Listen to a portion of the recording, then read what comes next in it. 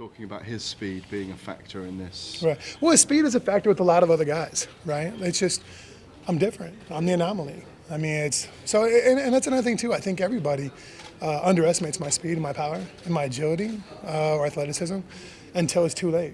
You know, and I think it happens all the time. I mean, like look at some of the guys I've knocked out. Like fight-wise, number-wise, I have no excuse to be in the cage with them at all. But I win. It's just how it goes. What kind of challenges do you think he presents to you? Bader? Yeah. Bader is very good at what Bader does. He's good at making a fight slow down. He's good at making a fight almost boring to a certain extent. Like, get on the ground, he's going to grind you out. It's not going to be that exciting. A good chance you'll end up with a positive pregnancy test afterwards. But he's very good at it, you know. And he's our best. He's Bellator's best 205er, and he was one of the top 5 in the UFC for forever and ever and ever. That's just who he is. He's always the bridesmaid, never the bride. So now he's finally become the bride, and his confidence is great, and rightfully so. He's done a great job. So it's what challenges? He's quick. He's got some power to him.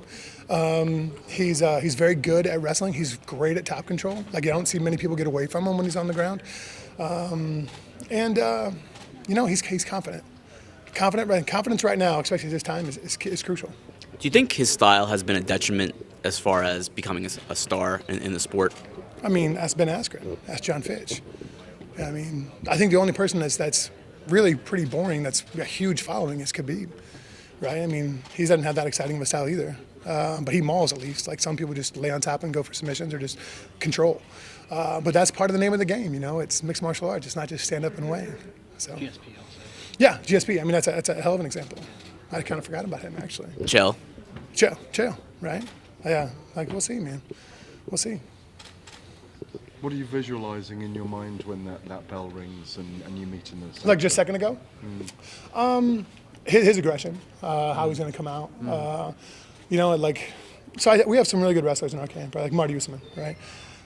When we talk to Marty, like, he's like, look, dude, he's like, if I get a hold of your leg, what you do predicates how I finish the takedown and how I'm going to lay on top and how I'm going to start to finish and transition. So, like, I imagine that. Like, I've wrestled frickin' everybody with a name in this camp. And at the end of it, dude, I was crushing it. I was doing really well. So my wrestling defense, I feel, has gotten better. Even Coach Gregory and I have a very good relationship. All my coaches do. But, like, I don't ever hype talk me. Just cut me straight. And if I'm not cutting the mustard, then tell me so I can fix that shit. Don't make me feel artificial sense of security, because for me it doesn't do good. And he was like, dude, he's like, I feel that you have the best hips and center of gravity and body awareness that you've ever had right now. He's like, I feel like you're doing really well. And like, even like with Rashad, Rashad and I trained a good 1,000 times for this fight. And out of that, like, his shot, reshot, his duck out after he shoots and I sprawl, his duck out and then reshot again, and then he climbs up and tries to climb up on the top. Like, everything he was doing, terms I don't know what the hell they mean until this camp, you know? And he was like, dude, you're killing it. He's like, you're so damn heavy on my body right now. He's like, I don't want to do this anymore. And that's all I want. So I feel like I'm good. I feel like I've gotten better, even though this camp sucked. I mean, it was really unenjoyable. So from that, I feel like I've gotten better, but hopefully I don't ever fight a 205er again. Well, unenjoyable because you had to do that grind the whole time. Yeah, there was never, this camp had fewer enjoyable days than any camp I've ever had combined. Good sign then, really, no? I guess, yeah. I mean, I'm prepared, for sure. And like I was saying this before, like, I would come into camp and I'd tell Coach Greg, like, go to hell. I'm not wrestling again today. I'm not doing it today. I'm sick of it. 7 out of my 10 practices involve wrestling, like, or wrestling based, and then we do stand up afterwards. Like, it sucks. I'm not doing it. The residual 3, there's 2 of them that have some form of wrestling in it. And I was like, go to hell. I'm not doing it. And somehow every damn day he makes me wrestle somehow. And I'm like, dude, I hate your brainwashing. It's something that you do very well. Like, you and your wife must have awesome fights. But you know, I'm better from it. I'm better because of it. Did you come in lighter for this fight? Yeah. I hear my face looks a little bit thinner. I was about 245 for a little while. Might be a little bit less right now. Might be a little bit heavier. Be walking around New York. I don't know. But I mean, I would probably guess I'll be 247, 248, something like that. Might be 280. I have no idea. Of the 4 guys in the semifinal, everyone is 35 and up. I think that's kind of a testament to the fact that heavyweights aren't cutting weight as much, or not cutting weight at all. 235 pounds. No, they're 35 age. Okay, right on. Okay. Do you think that's a testament to heavyweights being able to have a longer career? And do you feel like you're hitting your peak now at a later age? I don't know. I'm a genetic freak, so like I don't know. Like I don't know if I hit my peak. I don't know if I passed it. I don't know if I've maintained and plateaued. I don't really know. To answer that question. Now, heavyweights, cutting weight, I don't know. But see, that's kind of the thing. Like all the lighter weights, light heavyweight included, their whole career success line is predicated upon quickness, agility, dexterity, and speed. For heavyweights, it's a rock'em sock'em robot, and if you can get somebody on the ground and get them pregnant, then why the hell not? So I think it's a completely different game. I don't think it has much to do with cutting. I mean, hell, I had 27 kidney stones pulled out, and I don't cut a damn thing. And they said it was due to serial dehydration. So I don't know. I don't have a good answer for that.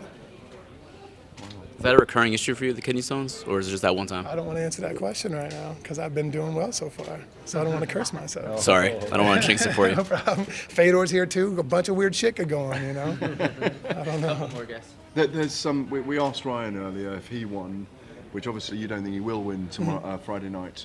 Who would he, when he thought about the final, who would he like to fight? Have you been through that mental process? Would you prefer one Chael or Fedor, one or the other? Nah, I'm a football guy, man. Like, it's 1 week at a time, one fight at a time. So I haven't thought about it. And Bader's is enough of a challenge. Like everybody else, I mean, I'll figure that out. But when it comes to Bader, like I said, he's riding high on confidence right now, as he should be. So I'll worry about him, take care of him on Friday night, and go from there.